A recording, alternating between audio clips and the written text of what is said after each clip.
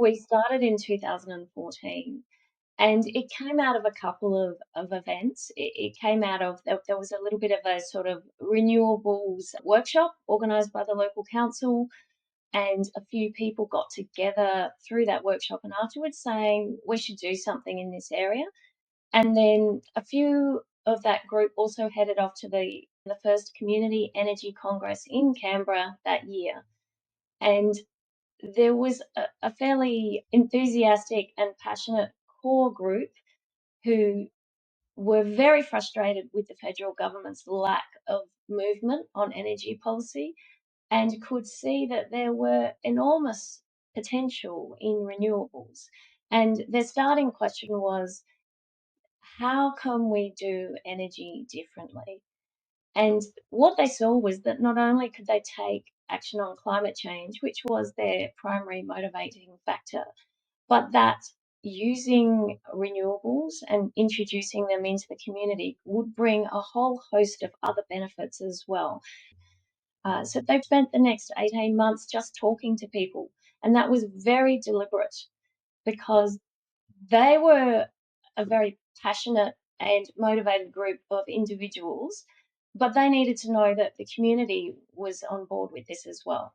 And so it was 18 months of stalls outside the supermarket, stalls at the local farmers market, um, talking to people, knocking on doors, knocking on the door of the local infrastructure provider, the local council, the local water utility, and the local health service, and just having conversations. And they also managed to get just a little bit of grant money. It was only a few thousand, and they paid somebody to do a community survey of a whole heap of locals, both from community groups and individuals, on their attitudes to renewables and what did the community support. And the outcome of all of that was overwhelmingly that Yackandandah was interested in the target of becoming 100% renewables. That's a pretty big goal, and it was always a stretch goal. So, really, it was just to start doing, taking action where we could. We looked at a few small projects to get started. We also had talked to the local infrastructure provider and we formed a bit of a partnership with them because they were looking to do things in the community. We started some bulk buys of solar panels.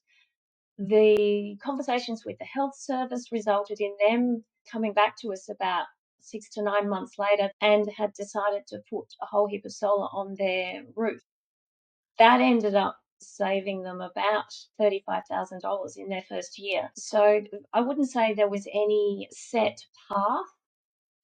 It was much more continually examining the possibilities and having the conversations and seeing where they led. With a small volunteer group, it's simply not possible to keep up the sort of engagement that, say, a large commercial corporation or government organisation would do. You don't have the capacity to do that. But what you can do is those little small projects where you've helped the tennis club change their lights over to LED, or you've helped so and so to put solar panels on their roof. Then you get some engagement there. You get to speak to some of the people who decide to put solar panels on their roof. You get further engagement with them. These small projects and getting started is a very large part of your actual community engagement, and then making sure that whatever opportunity you have, you tell people about that. In every single project we do, it has to have two major uh, attributes. Every project has to reduce emissions and contribute towards our mission of 100% renewables. And every project has to have a local community benefit. This is a very important component. It's the reason why we talked to a lot of people and did our community survey at the start, was to make sure we were doing something that the community wanted. Back in 2014, the whole climate debate was so polarized that if we had gone into the community saying we have to all take action on climate change, we would have instantly divided the community and we wouldn't have got the support.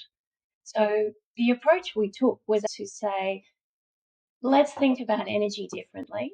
There are all these benefits that we can see with renewables, and one of them is reducing emissions, and that's important.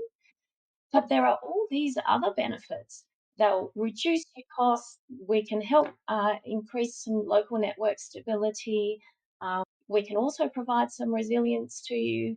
And all those other benefits, they are non political, they're not polarizing, and you can engage anybody in the community around those particular topics without it being a difficult or a tricky conversation.